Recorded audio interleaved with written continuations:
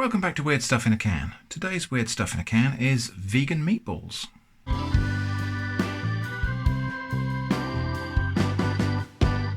So yeah, today, Suma brand vegan meatballs in a bolognese style sauce. Now, every time I talk about a vegan product on here, we get arguments in the comments about whether something that's vegan can indeed be called meatballs. Or sometimes we get comments saying, why are vegans trying to make something that resembles meat if they don't like meat? I've attempted to answer that in the past, and it tends to create even more argument. But suffice it to say that there's a market for this product, and that's why this product exists. There are vegans out there who like the taste of meat but don't want to kill animals.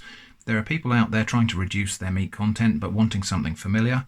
There are people who have to cook for vegans but haven't a clue what to do. This product exists because there's a market for it. That's really all we need to say.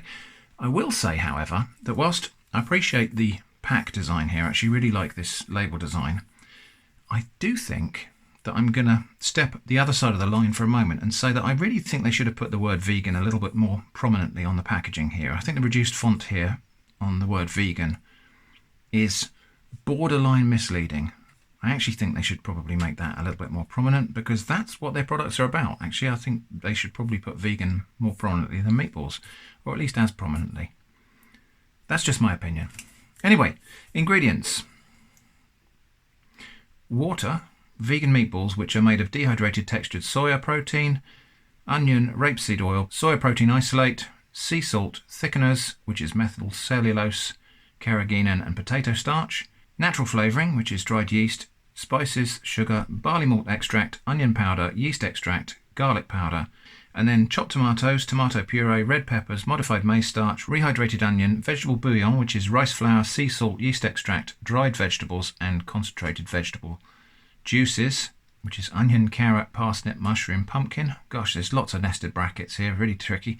Sunflower oil, turmeric, parsley, lovage, garlic, fennel seeds, marjoram, oregano, basil, garlic puree, black pepper, salt. So it's basically soya balls in a tomato sauce. Let's just take the highlights of the typical nutrition. Per 100 grams, 6 grams of carbs, 4.6 grams of protein, and 1 gram of salt per 100 grams of product. Right, anyway, let's open up and have a look.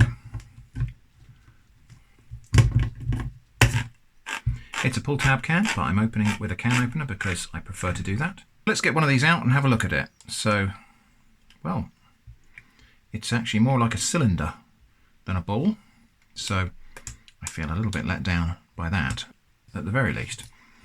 So I'll taste the sauce.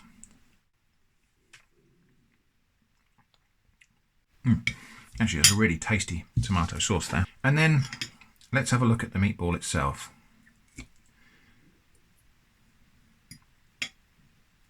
It looks a little bit dry and crumbly, really, even for a soya meatball product. It is intended to be eaten warm. I'm going to taste it a little bit cold.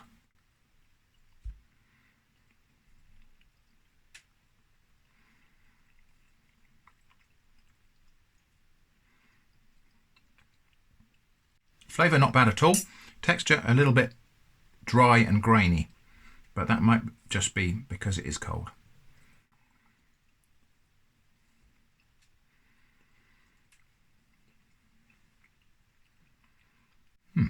Okay. Now I get a lot of comments from people saying, why are you holding the fork upside down like that?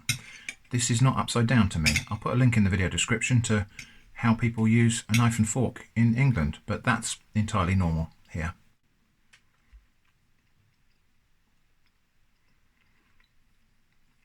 Okay, well they taste okay.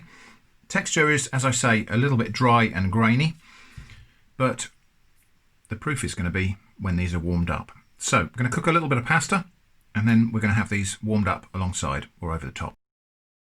So I've just warmed these through, and I've got them with a little bit of small fusilli. So now that they're warm, they've definitely softened up a little bit. Let's have a taste.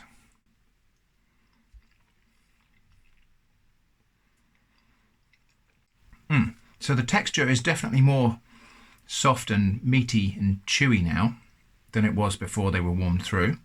But let's just try that together with a bit of the sauce and a bit of pasta.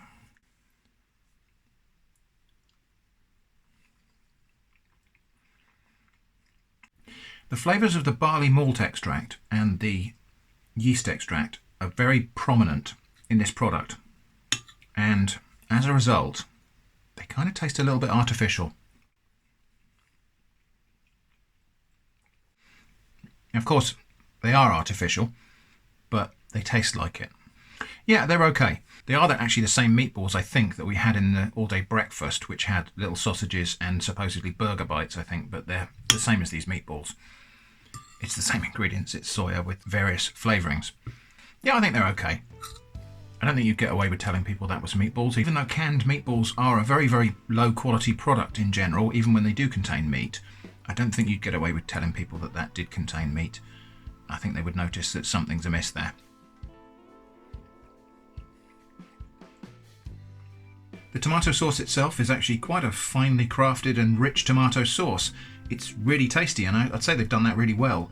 It is slightly marred, I would say, by the marmitey flavour of the yeast extract they've put in there and the barley malt that they've added to the meatballs to flavour them. Now, don't get me wrong, there's nothing wrong with those flavours. I actually really love Marmite, and I would always choose a malty beer over a hoppy one in general.